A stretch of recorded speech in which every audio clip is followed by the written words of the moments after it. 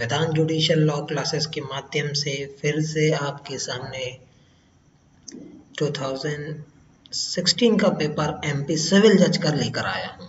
जैसा कि आप सभी को पता है कि 17, 18 और 19 का पेपर हम एनालिसिस कर चुके हैं कि किस टाइप्स के क्वेश्चन आते हैं और आपको किस टाइप का लेवल रखना है जीएस में खास तौर पे, ताकि आपको है ना सिविल जब क्लियर करने से कोई रोक ना सके, क्योंकि डिसाइडिंग फैक्टर है जीएस। मैं बार बार इस चीज़ को बोल रहा हूँ, तो आपको ध्यान रखना है।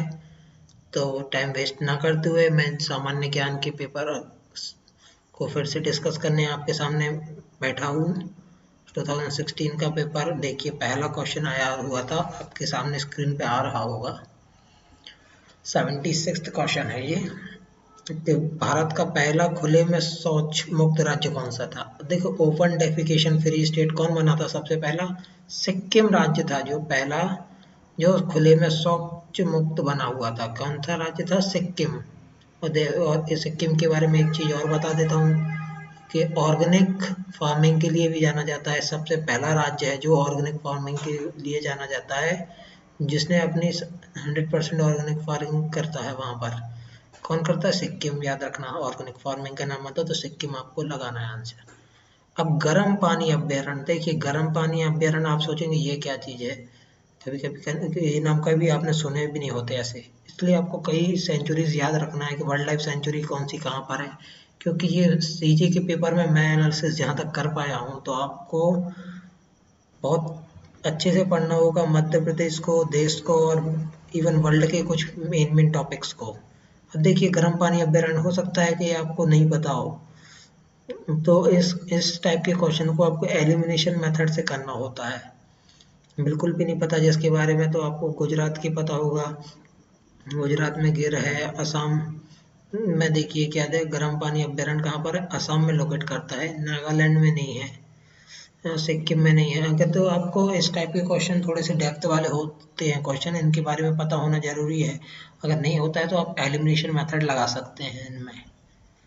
नेक्स्ट क्वेश्चन देखिए, बाणसागर किस नदी पर स्थित है? ये क्वेश्चन मैं देख पा रहा हूँ लगभग 3 पेपरों में आ चुका है सोन नदी के बारे में, तो आपका पेपर बहुत रिपीट हो रहा है। मैं समझ रहा हूँ इस चीज़ से कि क्वेश्चन बहुत रिपीट करते हैं। वो पहले पूछ लिया सोन नदी के बारे में पूछा था, किसको गोल्डन रिवर बोलते हैं, और देखिए आप क्वेश्चन पूछ रहा है बाण सागर बांध किस नदी पर है, तो सोन नदी पर है। मैंने बहुत अच्छे से बताया था आपको कि ये मध्य प्रदेश, उत्तर प्रदेश और बिहार के बीच स्थित है बाण सागर बांध। बाण भट्ट की है ना कर्मस्थली है।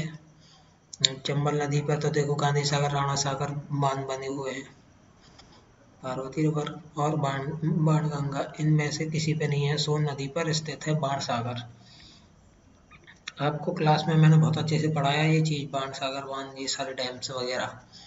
अब देखिए, एक समुद्री मील 1 nautical mile is equal to, ये पूछ रहा उन्होंने। देखिए फिजिक्स का क्वेश्चन है ये, जनरली है सिर्फ कन्वर्जन पूछ लिया है कि 1 नॉटिकल माइल कितना होता है। तो 1 नॉटिकल माइल मैं आपको बता देता हूँ, 852 मतलब 1852 होता है मीटर के बराबर 1 nautical mile. Actually nautical miles क्या होता है, जो समुद्र में अपन दूरी नापते हैं ना, तो वो नॉटिकल माइल्स में नापी जाती है कि इतनी दूरी है हमारे एक किनार से दूसरे। समुद्र में जब शिप वगैरह होते हैं तो वो उनकी डिस्टेंस मेजर करके 3 नॉटिकल माइल्स दूर है, तो ये नॉटिकल माइल्स वहाँ की यूनिट है। तो 1 नॉटिकल माइल्स कितना होता है? 852 मीटर, ये आपको याद रखना है। तो कन्वर्जन से आप फिजिक्स के इस टाइप के क्वेश्चन ध्यान रखिए, पूछे जा रहे हैं। अब देखिए, ये करंट का टॉपिक है 2016 में। देखिए, अब वो रियो ओलंपिक हुए थे, तो इस कारण से उन्होंने पूछा है कि रियो पैरा ओलंपिक हुए थे जो 2016 में, भारत के किस पुरुष ने बाहर फेंक, मतलब जो जैवलिन थ्रो होता है उसमें गोल्ड मेडल जीता था। तो जैवलिन थ्रो में आप सभी को पता होगा, आई थिंक जिस उस समय बहुत नाम में चला था कि गोल्ड मेडल हमारे देवेंद्र झरिया जी लेके आए थे।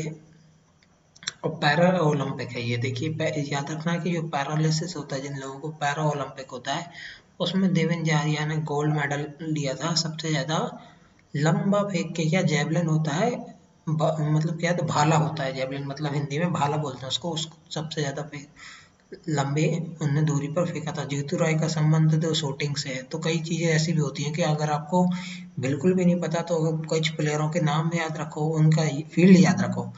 जैसे इसमें तो हिंट दे रखी है ना, जैवलिन थ्रो। अगर आपको ये भी पता है कि जैवलिन थ्रो है ना करते थे ये देवेंद्र झारिया, तो आप इस क्वेश्चन को सही कर सकते हैं। नेक्स्ट क्वेश्चन पूछा है हमें, व्हाट इज तेजस? तेजस क्या है? तो तेजस है एयर टू एयर मिसाइल।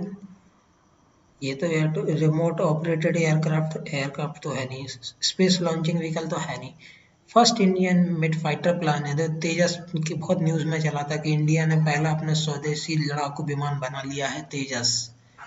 तेजस की सवारी भी की थी हमारे रक्षा मंत्री ने, या तो वो राजनाथ सिंह कर रहे थे उस समय, आपको याद होगा शायद 2016 में। अब देखिए एक क्वेश्चन पूछा है ना हमें फिर से, व्हाट इज लिथोट्रिप्सी? लिथोट्रिप्सी क्या होता है? Lithotripsy art of writing stone on, नहीं भैया बिल्कुल नहीं, breaking of kidney stone through waves.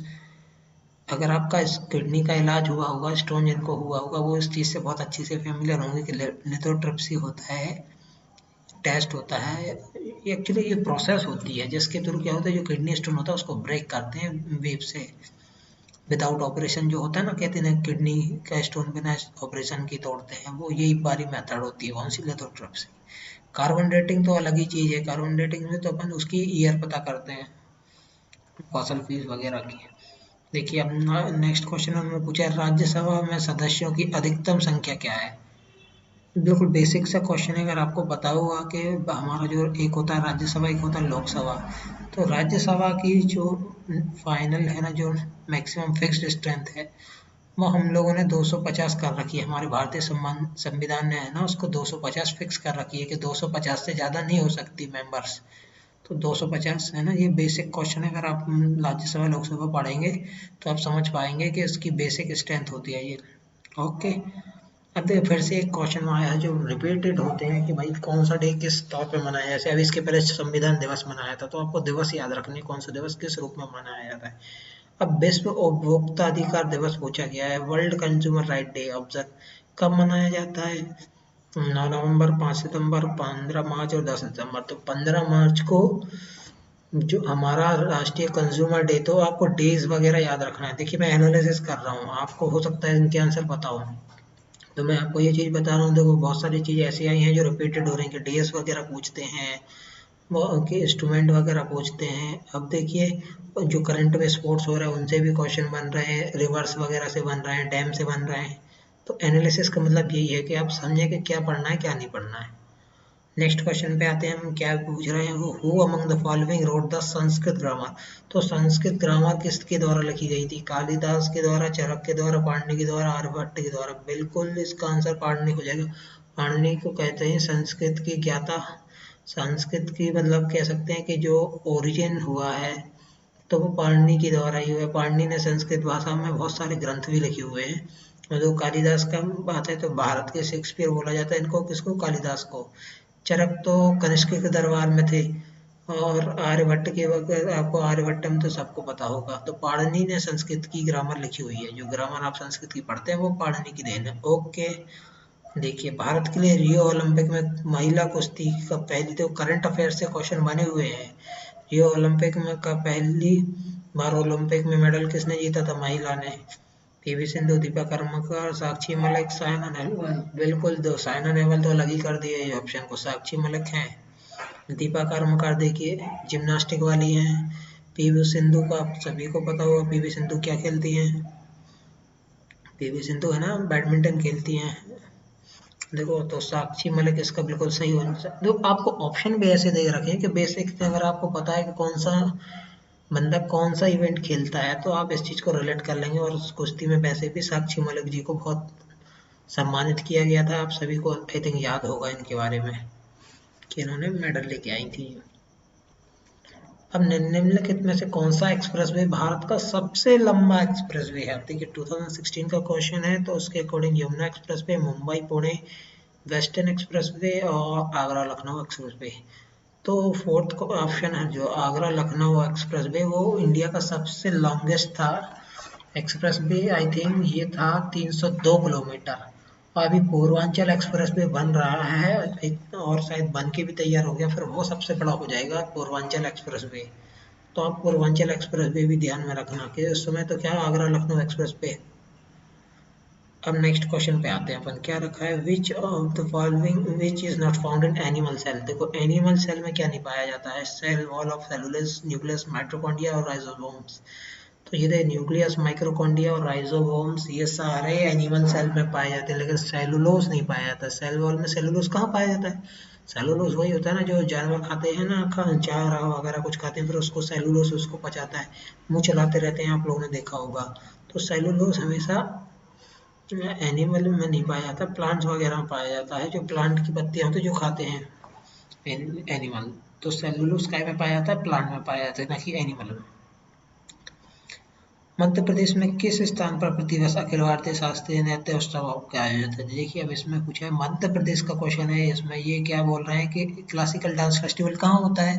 तो ये भी बहुत अच्छे से मैंने पढ़ा है क्लास में आप लोगों को कि ये कहाँ होता है, पचमढ़ी, खजुराहो, ओरछा और ग्वालियर। तो खजुराहो में हर साल डांस फेस्टिवल होता है,